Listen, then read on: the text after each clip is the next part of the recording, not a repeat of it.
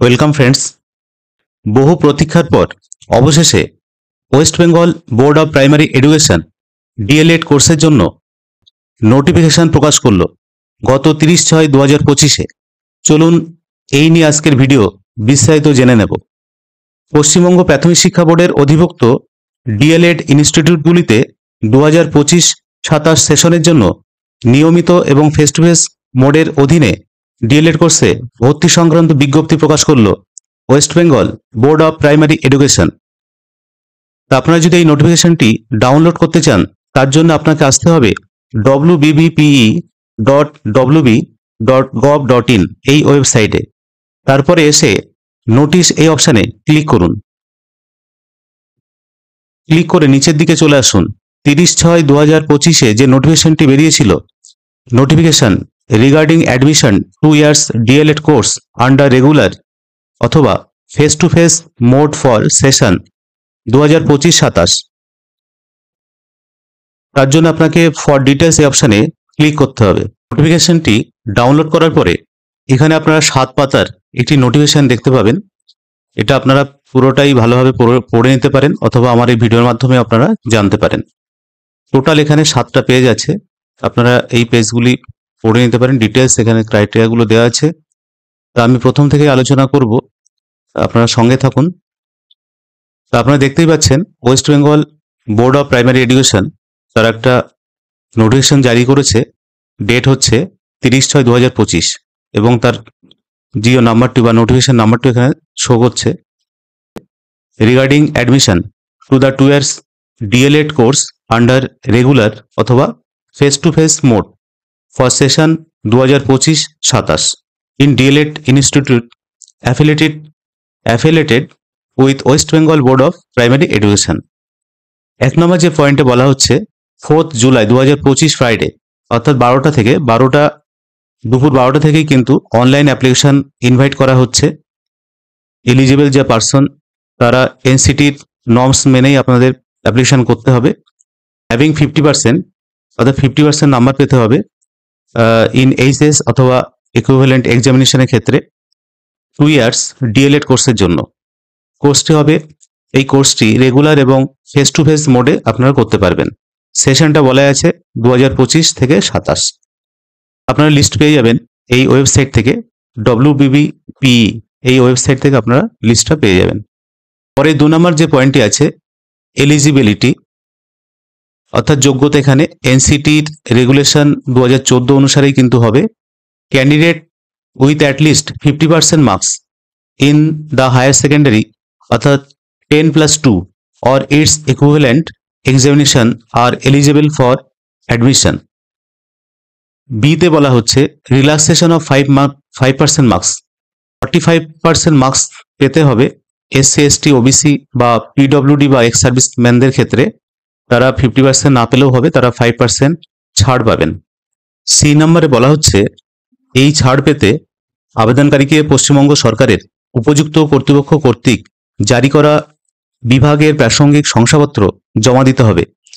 এছাড়া প্রাক্তন সৈনিক হিসেবে আবেদনকারীর প্রবেশ যোগ্যতা নির্ধারণ করা হবে স্কুল শিক্ষা বিভাগের বিজ্ঞপ্তি নাম্বার এত, ডেট 8/9/2017 তারিখের মেমো নাম্বার এত, 23/8/2017 তারিখের MHRD এর স্পষ্টীকরণের সাথে, যদি আবেদনকারীর উচ্চ মাধ্যমিক পরীক্ষায় 50% অথবা 45% না থাকে। 3 নম্বর পয়েন্টে যেটা বলা হচ্ছে আবেদনকারীকে উচ্চ মাধ্যমিক বা তার সমমানের পরীক্ষায় তার পড়া ভাষা অনুসারে তার পছন্দের প্রতিষ্ঠানটি মাধ্যম অনুসারে নির্বাচন করতে হবে। যে কোনো অস্পষ্টতা দূর করার জন্য, উদাহরণস্বরূপ যদি কোনো আবেদনকারী একটি বাংলা মাধ্যম ইনস্টিটিউট নির্বাচন করেন, তাহলে তাকে অবশ্যই তার উচ্চ মাধ্যমিক অর্থাৎ 10+2 বা তার সমমানের পরীক্ষায় অর্থাৎ বাংলা 100 নম্বরে অধ্যয়ন করতে হবে। যদি কোনো আবেদনকারী ভর্তির জন্য হিন্দি, উর্দু, নেপালি, সাঁওতালি, অলচিকি লিপিতে মাধ্যম প্রতিষ্ঠান নির্বাচন করেন, তাহলে তাকে অবশ্যই তার উচ্চ মাধ্যমিক বা তার সমমানের পরীক্ষায় হিন্দি, উর্দু, নেপালি, সাঁওতালি, অলচিকি লিপিতে 100 নম্বরের অধ্যয়ন করতে হবে। এতে বলা হচ্ছে এই বিজ্ঞপ্তির অধীনে শিক্ষার্থীদের ভর্তি করার জন্য অনুমোদিত কোনো প্রতিষ্ঠান অন্য মাধ্যমের শিক্ষার্থীদের ভর্তি করবে না, অর্থাৎ বাংলা মাধ্যম প্রতিষ্ঠানগুলি উচ্চ মাধ্যমিক বা তার সমমানের কোর্সে বাংলা এবং ইংরেজিতে 100 নম্বরের শিক্ষার্থীদের ভর্তি করবে না। একইভাবে হিন্দি, উর্দু, নেপালি, সাঁওতালি মাধ্যম প্রতিষ্ঠান এমন শিক্ষার্থীদের ভর্তি করবে যারা তাদের উচ্চ মাধ্যমিক বা তার সমমানের কোর্সে হিন্দি, উর্দু, নেপালি, সাঁওতালি 100 নম্বরের অলচিকি লিপিতে যেখানে প্রযোজ্য এবং ইংরেজিতে অধ্যয়ন করেছে। বি দাগে বলা হচ্ছে কোনো আবেদনকারী একইভাবে এমন কোনো ডিএলএড ইনস্টিটিউটে ভর্তির জন্য আবেদন করতে পারবেন না যার উচ্চ মাধ্যমিক 10+2 স্তরে পড়াশোনা করা ইংরেজি ছাড়া অন্য ভাষার সাথে তার ভাষার মিল নেই, অর্থাৎ বাংলা, হিন্দি, উর্দু, নেপালি, সাঁওতালি। সিতে বলা হচ্ছে বোর্ড ইতিমধ্যেই এনসিটি স্বীকৃত এবং বোর্ড অনুমোদিত ডিএলএড ইনস্টিটিউটগুলির একটি মাধ্যম ভিত্তিক তালিকা বিজ্ঞপ্তি প্রকাশ করেছে, যার মধ্যে ইনস্টিটিউটগুলি দ্বারা নিযুক্ত অনুষদ বা শিক্ষক কর্মীদের ভিত্তিতে ডিআইআইটিও অন্তর্ভুক্ত রয়েছে। ডি দাগে বলা হচ্ছে প্রতিটি আবেদনকারীকে উচ্চ মাধ্যমিক স্তরে দ্বিতীয় বা অন্যান্য ভাষা হিসেবে 100 নম্বরের ইংরেজিও অধ্যয়ন করতে হবে। ইতে বলা হচ্ছে ডব্লিউবিবিপিই স্পষ্ট করে জানিয়েছে যে কোনো ইনস্টিটিউট অন্য মাধ্যমের শিক্ষার্থীদের ভর্তি করবে না। উপরোক্ত কোনো বিচ্যুতি হলে ভর্তি বাতিল অথবা বাতিল বলে গণ্য হবে।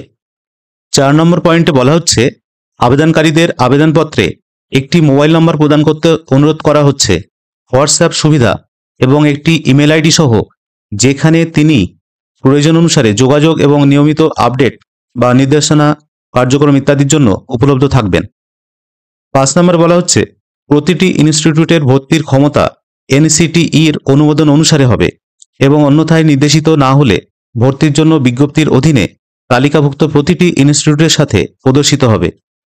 6 নম্বর বলা হচ্ছে এনসিটিই স্বীকৃত এবং বোর্ড অনুমোদিত প্রতিষ্ঠানের সংখ্যা এই বিজ্ঞপ্তির সাথে সংযুক্তি হিসাবে উল্লেখ করা হবে, যার ফলে ইনস্টিটিউটের ভর্তির ক্ষমতা, ঠিকানা এবং অবস্থা প্রকাশ করা হবে, অর্থাৎ সরকার স্পন্সর্ড, সরকার সাহায্যপ্রাপ্ত, অসরকার সাহায্যবিহীন, শুধুমাত্র পুরুষ বা মহিলা বা সহজ শিক্ষার জন্য। 7 নম্বর পয়েন্টে বিভিন্ন জাতি এবং বিভাগের জন্য প্রয়োজনীয় ডকুমেন্ট। এতে বলা হচ্ছে পশ্চিমবঙ্গ সরকারের উপযুক্ত কর্তৃপক্ষ কর্তৃক প্রদত্ত এসসি বা এসটি বা ওবিসি সার্টিফিকেট, অন্যান্য রাজ্যের কর্তৃপক্ষ কর্তৃক প্রদত্ত এসসি এসটি ওবিসি সার্টিফিকেট বৈধ হবে না, অর্থাৎ বাইরে থেকে কিন্তু যদি এসসি এসটি ওবিসি সার্টিফিকেট নিয়ে আসেন সেটা কিন্তু বৈধ হবে না। যদি হাসপাতালের সুপারিনটেন্ডেন্টের নেতৃত্বে সরকারি হাসপাতালের মেডিকেল বোর্ড কর্তৃক প্রদত্ত পিডব্লিউডি সার্টিফিকেট বৈধ হবে। সিতে বলা হচ্ছে উপযুক্ত কর্তৃপক্ষ কর্তৃক প্রদত্ত পেনশন অথবা সার্ভিস বুক অথবা প্রাক্তন সৈনিক হিসাবে সার্টিফিকেট প্রাক্তন সৈনিকের জন্যই বৈধ হবে। 8 নম্বর পয়েন্টে যেটা বলা হচ্ছে আসন সংরক্ষণ, reservation of seats. SC ST OBC PWD প্রাক্তন সৈনিক শ্রেণীর প্রার্থীদের ভর্তির ক্ষেত্রে সংশ্লিষ্ট শ্রেণীর জন্য সংরক্ষণ নিয়ম অনুসারে হবে। বিতে বলা হচ্ছে শিক্ষার্থীদের ভর্তির জন্য অনুমোদিত ডিএলএড ইনস্টিটিউটের আসনের 4% উচ্চ মাধ্যমিক পর্যায়ে বৃত্তিমূলক কোর্স অধ্যয়নকারী এবং ন্যূনতম 50% অর্জনকারী আবেদনকারীদের জন্য সংরক্ষিত থাকবে। বৃত্তিমূলক কোর্স বিভাগের অধীনে এই জাতীয় আসন পূরণের ক্ষেত্রে জাতি প্রতিবন্ধী প্রাক্তন সৈনিক শ্রেণীর ক্ষেত্রে কোনো ছাড় দেওয়া হবে না। সিতে বলা হচ্ছে ডিআইটি সরকার বা সরকার স্পন্সর্ড, সরকার সাহায্যপ্রাপ্ত প্রাথমিক শিক্ষক প্রশিক্ষণ ইনস্টিটিউটগুলিতে 5টির বেশি আসন 3/9/2001 সালের আগে নিযুক্ত এবং উচ্চ মাধ্যমিক পরীক্ষায় 50% বা 45% প্রাপ্ত চাকরিরত প্রাথমিক শিক্ষকদের জন্য সংরক্ষিত রাখা হবে। এই জাতীয় শিক্ষকদের যথাযথভাবে উপযুক্ত কর্তৃপক্ষ কর্তৃক প্রেষণে নিযুক্ত করতে হবে। এখানে যে নোটটি দেওয়া আছে বিদ্রোহ হিসাবে, এই জাতীয় প্রার্থীদের অনুপস্থিতির ক্ষেত্রে মেধার ক্রম অনুসারে অপেক্ষমান প্রার্থীদের মধ্যে আসন পূরণ করা হবে। ডিতে বলা হচ্ছে একটি স্ব অর্থায়িত বেসরকারি অনসহায়ক প্রতিষ্ঠানের মোট ভর্তির 10% ব্যবস্থাপনা কোটার অধীনে সংরক্ষিত থাকবে। সরকার বা সরকার স্পন্সর্ড বা সরকার সাহায্যপ্রাপ্ত প্রতিষ্ঠানের ক্ষেত্রে এই জাতীয় কোনো সংরক্ষণ থাকবে না। এই ধরনের সংরক্ষণের ক্ষেত্রে ভর্তির পদ্ধতি এবং ভর্তির জন্য অন্যান্য শর্তাবলী যেমন নির্ধারিত একই থাকবে এবং কঠোরভাবে বজায় রাখা হবে। এই বিভাগের জন্য একটি পৃথক প্রতিষ্ঠান ভিত্তিক মেধা তালিকা প্রস্তুত এবং রক্ষণাবেক্ষণ করা হবে। ইতে বলা হচ্ছে যে প্রতিষ্ঠান খ্রিস্টান এবং অখ্রিস্টান উভয় ধরনের ছাত্রছাত্রীদের ভর্তি করার অনুমতি পেয়েছে তারা ক্রম অনুসারে নির্দেশিকা অনুসারে প্রতিটি বিভাগ থেকে ছাত্রছাত্রীদের ভর্তি করবে। বিদ্রোহ হিসাবে বলা হচ্ছে যদি একটি বিভাগের অধীনে ছাত্রছাত্রীদের অনুপলব্ধতা থাকে তাহলে সংশ্লিষ্ট বিভাগের অপেক্ষমান তালিকাভুক্ত ছাত্রছাত্রীদের মেধার ক্রমানুসারে এবং নির্ধারিত নির্দেশিকা অনুসারে অনুমতি দেওয়া হবে। এরপরে এফতে বলা হচ্ছে এই বিষয়ে পশ্চিমবঙ্গ সরকারের বিদ্যমান নিয়ম অনুসারে ভর্তির ক্ষেত্রে বিদ্যমান আসনের 10% ইডব্লিউএস প্রার্থীদের জন্য সংরক্ষিত থাকবে। এরপরে যে পয়েন্টটি আসছে আমাদের 9 নম্বর এজ অর্থাৎ বয়স সম্পর্কিত। বিজ্ঞপ্তি প্রকাশের বছরের 1 জুলাই তারিখে সাধারণ শ্রেণীর প্রার্থীদের জন্য ঊর্ধ্ব বয়সসীমা 35 বছর, প্রকৌশলী জাতি ও উপজাতি প্রার্থীদের জন্য 40 বছর, অন্যান্য অনগ্রসর শ্রেণীর প্রার্থীদের জন্য 38 বছর এবং প্রতিবন্ধী প্রার্থীদের জন্য বয়স লাগবে 45 অর্থাৎ 45 বছরের মধ্যে। একজন প্রাক্তন সৈনিক আবেদনকারীর জন্য ঊর্ধ্ব বয়সসীমা 55 বছর, যেখানে 3/9/2001 তারিখের আগে নিযুক্ত একজন চাকরিরত প্রাথমিক বিদ্যালয়ের শিক্ষকের ক্ষেত্রে যদি তিনি প্রাথমিক বিদ্যালয় কাউন্সিল অথবা ডিআই অফ স্কুলস এর সংশ্লিষ্ট চেয়ারম্যান কর্তৃক যথাযথভাবে সুপারিশকৃত হন এবং তার উচ্চ মাধ্যমিক বা সমমানের পরীক্ষায় ন্যূনতম নম্বরের শতাংশ 50% অথবা 45% থাকতে হবে, তাহলে এই ধরনের কোনো ঊর্ধ্ব বয়সসীমা থাকবে না। 10 নম্বর পয়েন্টে বলা হচ্ছে অ্যাডমিশন প্রসিডিওর অর্থাৎ আবেদন পদ্ধতি। বোর্ডের বিজ্ঞপ্তি অনুসারে উল্লেখিত যোগ্যতার মানদণ্ড অনুসারে যোগ্য প্রার্থীদের বা সংবাদপত্র বা অফিসিয়াল ওয়েবসাইট wbb.wb.gov.in এ প্রকাশিত নির্ধারিত শেষ তারিখের মধ্যে এবং তার আগে অনলাইনে আবেদন করতে হবে। প্রদত্ত নির্দেশাবলী অনুসারে প্রাসঙ্গিক স্ক্যান করা বা নথিপত্রের ফটোকপি আপলোড করতে হবে। এর জন্য দেখতে হবে ভিজিট করতে পারেন আপনারা wbbpe.wb.gov.in। Click on the link online application for admission to 2-year DLED course regular mode for the session 2025 থেকে 2027 and follow the instructions therein carefully and apply for admission. Documents to be uploaded with the application. আবেদনের সাথে upload করতে হবে এমন ডকুমেন্টগুলো কি কি সেটা আপনারা দেখে নিন। 1 নম্বর হচ্ছে বয়সের প্রমাণপত্র হিসাবে মাধ্যমিক পরীক্ষা বা সমমানের পরীক্ষার প্রবেশপত্র অর্থাৎ অ্যাডমিট কার্ড। 2 নম্বর পয়েন্টে বলা হচ্ছে উচ্চ মাধ্যমিক অর্থাৎ 10+2 বা তার সমমানের পরীক্ষার নম্বরপত্র অর্থাৎ মার্কশিট। 3 নম্বর যেটা বলা হচ্ছে ফটোগ্রাফ অফ দ্য অ্যাপ্লিকেন্ট, অবশ্যই পাসপোর্ট সাইজের ফটোগ্রাফ লাগবে। 4 নম্বর scan signature of the applicant, অবশ্যই সিগনেচার স্ক্যান করে নিতে হবে আগে থেকে। Caste and category certificate if applicable, যদি অ্যাপ্লিকেবল হয় SC ST OBCর ক্ষেত্রে তাহলে সার্টিফিকেট অবশ্যই লাগবে। Issued by the competent authorities of the government of West Bengal. Certificates from other states shall not be consider. তাহলে অন্য স্টেটের কিন্তু এখানে SC ST OBC সার্টিফিকেট যদি আনেন তাহলে কিন্তু হবে না। 6তে বলা হচ্ছে PWD সার্টিফিকেট ইফ অ্যাপ্লিকেবল, যদি অ্যাপ্লিকেবল হয় তাহলে PWD সার্টিফিকেট লাগবে। Issued by the competent medical boards headed by the superintendent of the concern government hospital. 7 নম্বরে বলা হচ্ছে পেনশন বা সার্ভিস বুক বা প্রাক্তন সৈনিক হিসাবে শংসাপত্র যদি প্রযোজ্য হয়। 8এ বলা হচ্ছে 8 নম্বরে ঝাড়গ্রাম DIITর রামগড় ইউনিটের সাঁওতালি মাঝারি আবেদনকারীদের জন্য সংশ্লিষ্ট বিডিও কর্তৃক জারি করা স্থায়ী বাসিন্দার শংসাপত্র লাগবে। এরপরে নেক্সট হচ্ছে আবেদনকারীর আধার কার্ড নাম্বার, যদি না থাকে তাহলে পিতামাতা আইনি অভিভাবকের আধার কার্ড নাম্বার দিতে হবে আবেদনপত্রের নির্দিষ্ট ক্ষেত্রে। 11 নম্বর পয়েন্টে বলা হচ্ছে আবেদনপত্র প্রক্রিয়াকরণের পদ্ধতি অর্থাৎ procedure for processing the application. 1 নম্বর যে পয়েন্ট আছে 1 নম্বর পয়েন্টে বলা হচ্ছে ভর্তির ফর্ম পূরণ করে আবেদনকারীদের দ্বারা নির্বাচিত তালিকাভুক্ত প্রতিষ্ঠানে জমা দিতে হবে। এরপর ফর্মগুলি স্বয়ংক্রিয়ভাবে প্রতিষ্ঠানের লগইনে প্রেরণ করতে হবে, অর্থাৎ লগ ইন করে আপনাদের দেখতে হবে। জমা দেওয়া ফর্মগুলিতে অনলাইনে প্রবেশের জন্য বোর্ড কর্তৃক প্রদত্ত সমস্ত প্রতিষ্ঠানের গোপন লগইন বা পাসওয়ার্ড থাকবে। 4 নম্বর বলা হচ্ছে এরপর প্রতিষ্ঠানের প্রধানরা প্রার্থীদের জমা দেওয়া তথ্য যাচাই এবং বাছাই করবেন। 5 নম্বর বলা হচ্ছে তারা এই পুঙ্খানুপুঙ্খ যাচাইয়ের মাধ্যমে অনলাইনে আবেদনপত্রগুলি সেটা বৈধ বা অবৈধ যাচাই বাতিল করবেন। এরপর তারা অনলাইন ভর্তির ফর্ম বোর্ডে স্থানান্তর করবেন।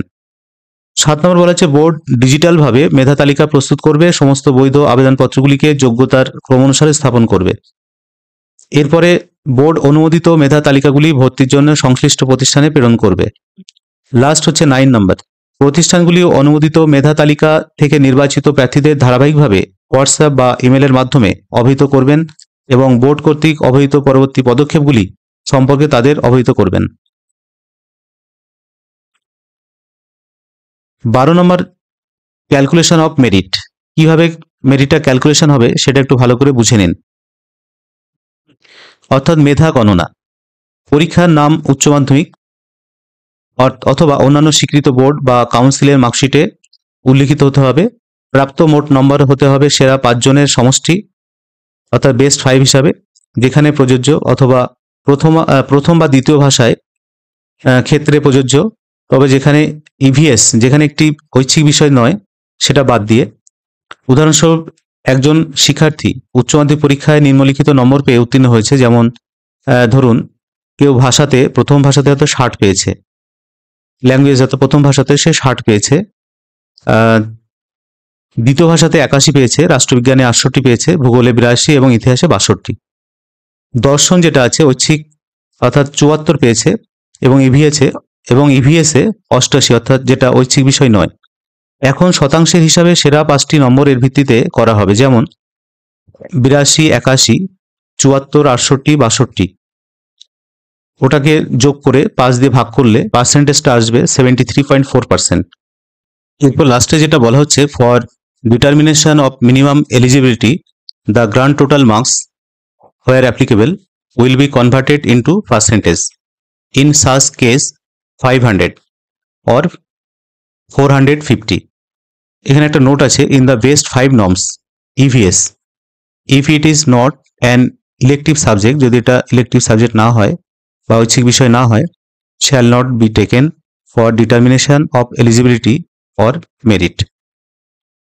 সেরা 5টি যে নীতিমালা আছে অর্থাৎ বেস্ট 5 এর যে নর্মস আছে, যদি এটি একটি ঐচ্ছিক বিষয় না হয় তাহলে যোগ্যতা নির্ধারণের জন্য ইভিএস গ্রহণ করা হবে না। এরপরে নেক্সট হচ্ছে ফি স্ট্রাকচার। এইখানটা আপনারা ভালো করে দেখবেন। For unreserved in service teacher vocational category an application fee 1000 rupees only for application is required. For SC ST PWD ক্যাটেগরির জন্য তাদের ফিস দিতে হবে 500 টাকা। এছাড়াও ওবিসি ক্যাটেগরির ক্ষেত্রে তারা 750 টাকা অ্যাপ্লিকেশনের জন্য লাগবে। এরপর ডিসিপ্লিনারি অ্যাকশন, শাস্তিমূলক ব্যবস্থা। যদি কোনো প্রতিষ্ঠান বোর্ডের উপরোক্ত নিয়ম লঙ্ঘন করে কোনো শিক্ষার্থী ভর্তি করছে বা ভর্তি করিয়েছে বলে প্রমাণিত হয়, তাহলে ভর্তি বাতিল বা প্রত্যাখ্যান করা হতে পারে। 15 নম্বরে বলা হচ্ছে রিজেকশন অফ অ্যাপ্লিকেশন বা অ্যাডমিশন। আবেদন প্রত্যাখ্যান বা ভর্তি বিষয়ে বলা হচ্ছে অসম্পূর্ণ বা অবৈধভাবে বা জাল পদ্ধতিতে জমা দেওয়া যে কোনো আবেদন বাতিলের কোনো কারণ ছাড়াই বাতিল করা হতে পারে। 2 নম্বর পয়েন্টে বলা হচ্ছে ভর্তির আগে বা পরে প্রক্রিয়া এবং পদ্ধতির যে কোনো পর্যায়ে যে কোনো আবেদন বাতিল করার অধিকার বোর্ড সংরক্ষণ করে, এমনকি যদি আবেদনটি সংশ্লিষ্ট ইনস্টিটিউট কর্তৃক বৈধতা প্রাপ্ত হয় এবং বোর্ডের অনুমোদনের পর ফলস্বরূপ ভর্তি করা হয়ে থাকে। 16 নম্বর পয়েন্টে বলা হচ্ছে ভবিষ্যতে সকল যোগাযোগের জন্য ইনস্টিটিউট নির্বাচিত শিক্ষার্থীদের একটি ডাটাবেস সংরক্ষণ করবে, যার মধ্যে একটি মোবাইল নাম্বার, হোয়াটসঅ্যাপ সুবিধা এবং ইমেল আইডি থাকবে, যেখানে শিক্ষার্থীদের সাথে যোগাযোগ করা যেতে পারে। 17 নম্বর যেটা বলা হচ্ছে শিডিউল অফ অ্যাডমিশন। এতে বলা হচ্ছে অনলাইনে আবেদনের প্রক্রিয়া, যার মধ্যে জমা দেওয়া নিম্নলিখিত নথিগুলির স্ক্যান করা, কপি আপলোড করা প্রদত্ত স্পেসিফিকেশন অনুসারে 4/7/2025 শুক্রবার দুপুর 12টা থেকে শুরু হবে এবং 20/7/2025 রবিবার মধ্যরাত পর্যন্ত চলবে। পরে উল্লিখিত নথিগুলির স্ক্যান করা কপি সহ অনলাইন পূরণ করা আবেদনপত্রগুলি আবেদনকারী কর্তৃক নির্বাচিত ইনস্টিটিউটে যাচাই এবং প্রমাণীকরণের জন্য পাঠানো হবে। বিতে বলা হচ্ছে সংশ্লিষ্ট প্রতিষ্ঠানের প্রধানরা যাচাইকৃত এবং যাচাই বাছাই করা আবেদনপত্রগুলি 21/7/2025 থেকে 25/7/2025 তারিখের মধ্যে বোর্ডের লগ ইনে শুধুমাত্র অনলাইনে স্থানান্তর করবেন এবং আবেদনপত্র প্রত্যাখ্যানের কারণ যদি থাকে তাহলে উল্লেখ করবেন। সিতে বলা হচ্ছে WBBPE ডিজিটালভাবে মেধা তালিকা প্রস্তুত ও অনুমোদন করবে এবং ভর্তির জন্য 28/7/2025 থেকে 31/7/2025 তারিখের মধ্যে ইনস্টিটিউটের ডেডিকেটেড লগ ইন থেকে পাঠাবে। ডিতে বলা হচ্ছে ভর্তি প্রক্রিয়া 12/8/2025 মধ্যে সম্পন্ন করতে হবে। এরপর ইতে নতুন সেশনের জন্য ক্লাস শুরু এবং তার পদ্ধতি পরে জানানো হবে। 8 নম্বর পয়েন্টে বলা হচ্ছে বিদ্যমান অধিভুক্ত প্রতিষ্ঠান যাদের অনন্য ইউজার আইডি এবং পাসওয়ার্ড আছে তারা একই আইডি ও পাসওয়ার্ড ব্যবহার করবেন, তবে নতুন অধিভুক্ত ডিএলএড এর প্রধানরা একই আইডি বা পাসওয়ার্ড ব্যবহার করবেন। এই বিজ্ঞপ্তির অধীনে ভর্তির জন্য তালিকাভুক্ত প্রতিষ্ঠানগুলিকে তাদের অনন্য ইউজার আইডি এবং পাসওয়ার্ড পেতে বোর্ডের অফিসে যোগাযোগ করার জন্য অনুরোধ করা হচ্ছে। Secretary West Bengal board of primary education থেকে এটা প্রকাশ করেছেন পশ্চিমবঙ্গ প্রাথমিক শিক্ষা বোর্ড। যদি কোনো হেল্পের দরকার হয় সেক্ষেত্রে হেল্পলাইন নাম্বার দেওয়া হয়েছে 9883480660 অথবা 8902081201 এই নাম্বারে আপনারা কন্ট্যাক্ট করতে পারেন। যদি ভিডিওটি ইনফরমেটিভ মনে হয় তাহলে অবশ্যই লাইক, শেয়ার ও কমেন্ট করবেন। যদি কোনো কিছু বুঝতে না পারেন অবশ্যই কমেন্টে জানান, অবশ্যই উত্তর দেওয়ার চেষ্টা করব। সকলে সুস্থ থাকবেন, ভালো থাকবেন। ধন্যবাদ।